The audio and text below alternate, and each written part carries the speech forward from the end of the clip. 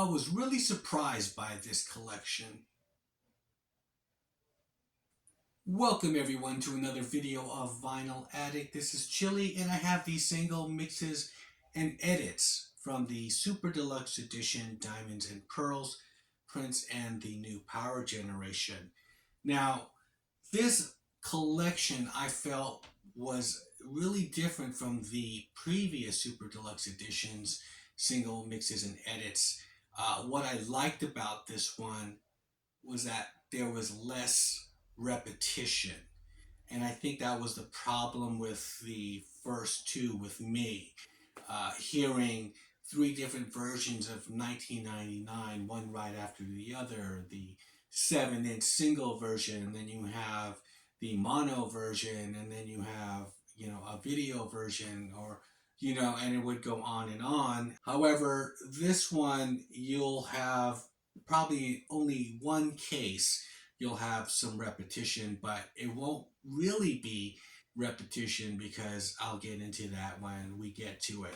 Now, this is a double record collection. There's a gatefold with Prince. I believe that is the Violet the Organ Grinder video.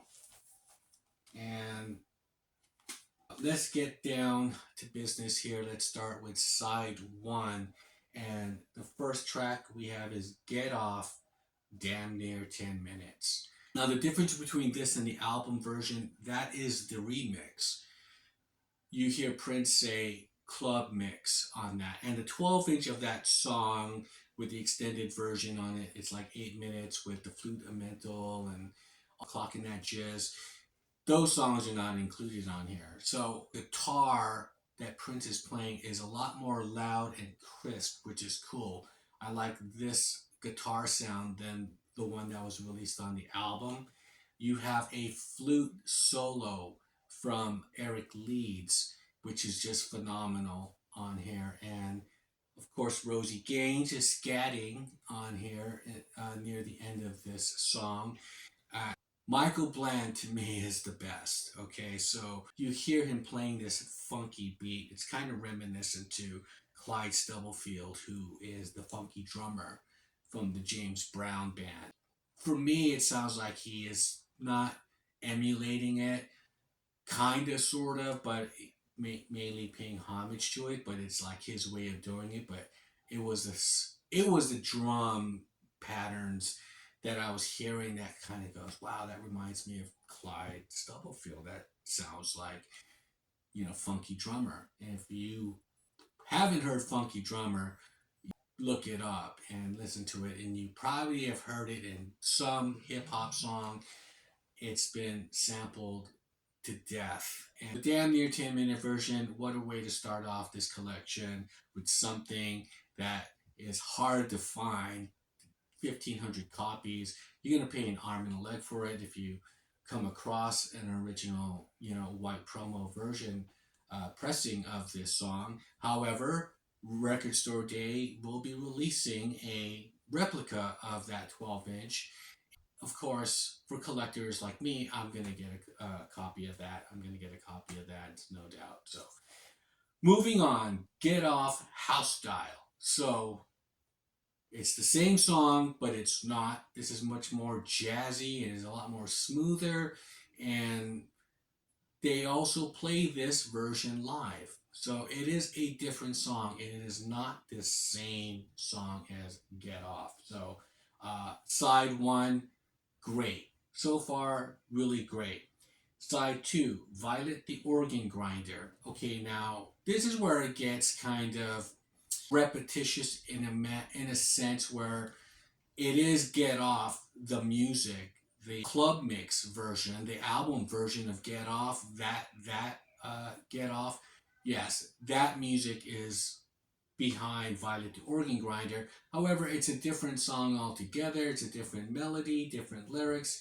The only problem I have with Violet the Organ Grinder is that because Get Off is so amazing and so catchy, and the hook is so catchy, it's hard to unhear Get Off and focus on this song. For me, it was. One thing about it is that they do have a Claire Fisher orchestral piece on here.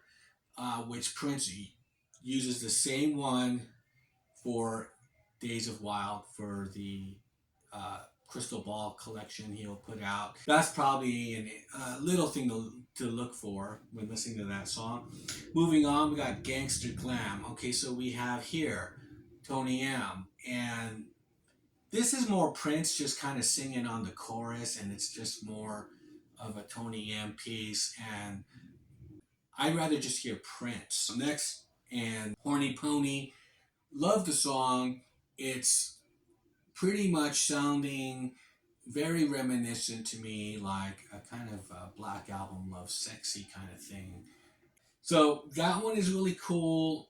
I thought, see if they would have had more songs like Horny Pony, other than just putting in a lot of these Tony M songs, because I felt like in the 90s, from Graffiti Bridge to this one, that the B-sides compared to the 80s, they weren't up to par. The B-sides from the 80s were far more superior than the ones on the 90s. I mean, coming in here, Horny Pony was probably the first song here that was okay and decent. Okay, we got Cream MPG mix, and I like the album version better. This was a little bit more pumped up. And there is a cool part at the end, which is the prank call which Prince is doing. I do like it when Prince kind of shows off his personality or his humorous side, making it himself as the blunt of the joke, whether it be on Bob George when he's talking about Prince and as a third person, that skinny motherfucker with a high voice, or just kind of just doesn't take himself seriously. And then this is one example of that. So Cream MPG mix. Now moving into side 3, we have Things Have Gotta Change, which is a Tony M rap, and I'm not too fond of that. It's okay. Do Your Dance, Casey's remix, another believe song with Tony M. Now there were some songs from the Cream 12-inch that didn't make it on here, which I thought would have been cool, like Q and Doubt. That is Levi Caesar. You liked his guitar playing on Sexy MF. That is the vibe, and it's an instrumental song, and he's just, jamming away. Well, Call the Law. Again, there's Tony M. But I did like this song because I loved Michael Bland's drumming and Prince's guitar solo.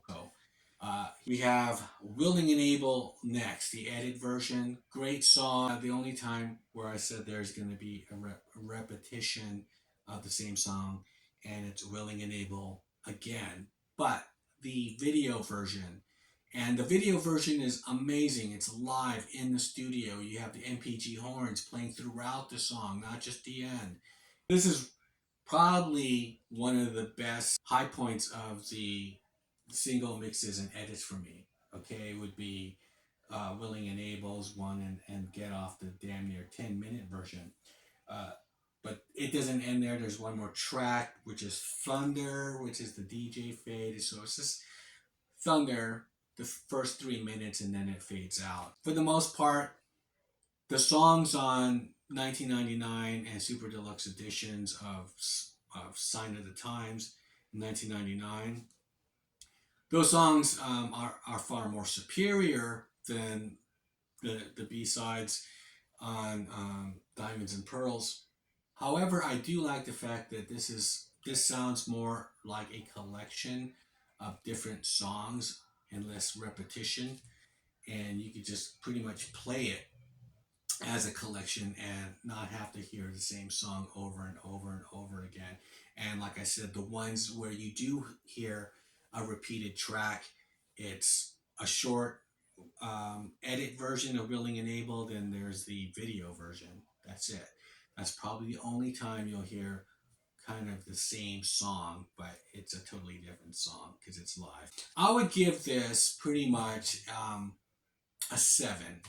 Yeah, I feel that the estate is getting better at improving on the single mixes and edits. It's for me. It's always usually that I don't. It's not my go-to when I pull out the Super Deluxe editions because of the too much repetition. But this one, I could listen to from beginning to end, front to back. So what are your thoughts on this Super Deluxe Edition single mixes and edits from the Diamonds and Pearls collection? Did you feel there was less repetition on here? Leave me a comment below. And with that, I'll shut up and I'll see you guys on part 3, which is the Vault 1. Bye. Take it to the wire.